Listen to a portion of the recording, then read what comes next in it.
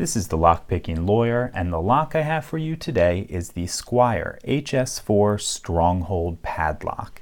This is one of the beefier brass padlocks I have in my collection, a solid 60 millimeters across, 30 millimeters thick, and then of course we have that high guard protecting a hardened steel shackle that is 13 millimeters thick. So beefy in pretty much every dimension.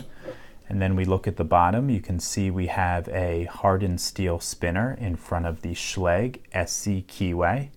Looking at the key, we can see that this is a 6-pin lock, and the bitting on that key is absolutely awesome. That's certainly going to give us some trouble, but let's try to pick it open and see what happens. As I normally do with the Schlage SC keyway, I'm going to use top of the keyway tension with a 50 thousandths pry bar, and I'm going to start out at least with this Peterson standard hook in 25 thousandths. Okay, 1 is loose, 2 is loose, 3 is loose, 4 is loose, 5 is loose, 6 is definitely binding. And okay, I think we got 6 set. Back to the beginning. Click out of 1. Nothing on 2. 3 is binding. Got a nice click there. Little click out of 4. Okay, little movement on 5. A little bit more. I'm actually afraid if I push him too much further.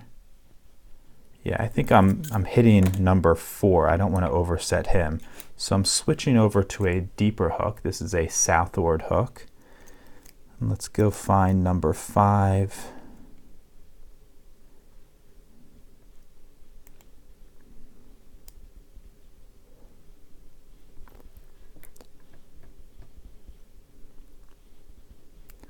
Okay, lifting number 5 up. Got a little click out of him, I think.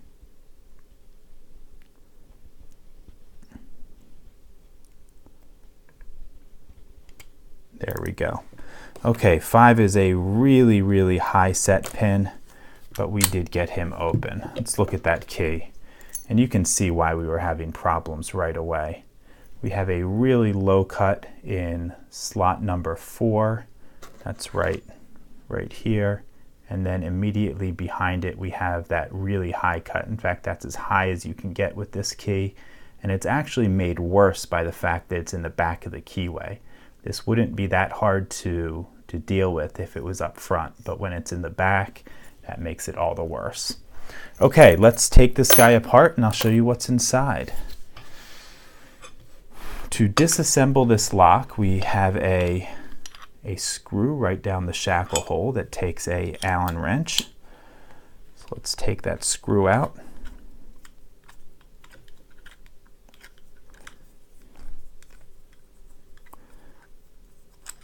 Okay, and right below it is a ball bearing, and that's to keep you from drilling that screw out from the bottom.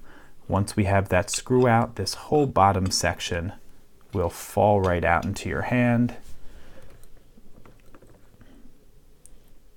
And before I take it apart more, we can see, looks like we have a hardened plate on the side, I'm assuming for some drill or physical attack protection, and that's on both sides here. Not very thick, but it's something. It's a little bit more than just the soft brass. Okay, let's try to get that core out now.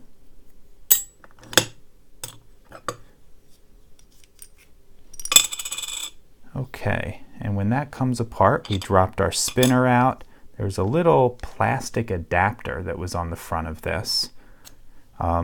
Clearly a larger size lock would fit in there, but certainly not a Euro profile cylinder, so I'm not sure why that was made a little bit larger than it needed to be. Okay, let's take this cap off the back so we can fully gut it. Okay, that's off. Let's drop our little bolt out, and now let's get a follower.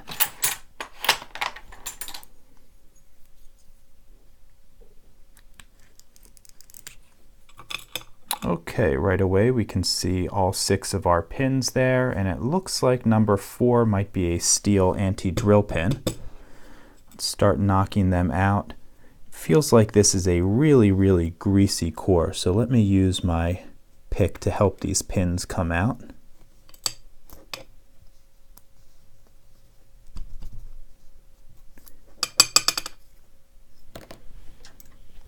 Use some tweezers too. When these are just oiled up or greased up like this one is, they can be a little bit hard to disassemble without just banging everything around, which it seems like I'm doing anyway.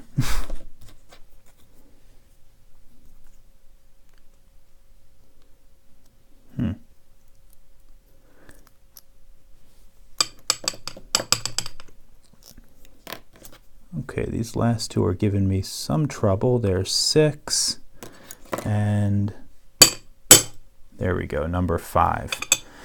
Okay, let's get the driver pins out. I should say that I did not feel any security pins. Really, the only difficulty I had with picking this was with the bitting, and it was pretty nasty. Okay, so 1 is standard, 2 is standard, same on 3, 4, 5, and 6. So all standard pins, really nothing in the way of security pins, but the difficulty in picking was attained just by this really nasty bitting. As I'm looking at this, it looks like slot 5, with the size of this driver and the key pin. Let's do a little experiment. I'm wondering if we had to pick him at all, because he was the one that really gave us the most trouble. There we go. If we look at this, that's with a key pin and a driver pin in, and it is at the shear line already. So the pin that gave me the most trouble, turns out we didn't have to pick him at all.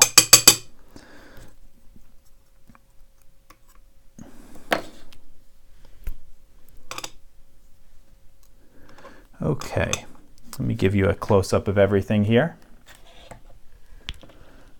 Okay, looking at these pins, you can see they are all standard, both key pins and driver pins.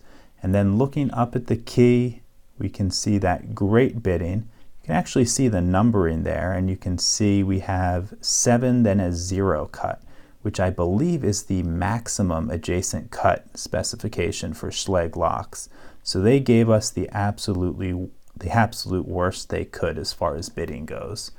Then we have that hardened steel spinner protecting the keyway, and moving over to this core, I don't really see anything unusual about it at all. Just a standard 6-pin core. Okay, that's all I have for you on this Stronghold HS4 Stronghold, the Squire HS4 Stronghold padlock. If you have any questions or comments about it, please put them below. If you liked this video and would like to see more like it, please subscribe. And as always, have a nice day. Thank you.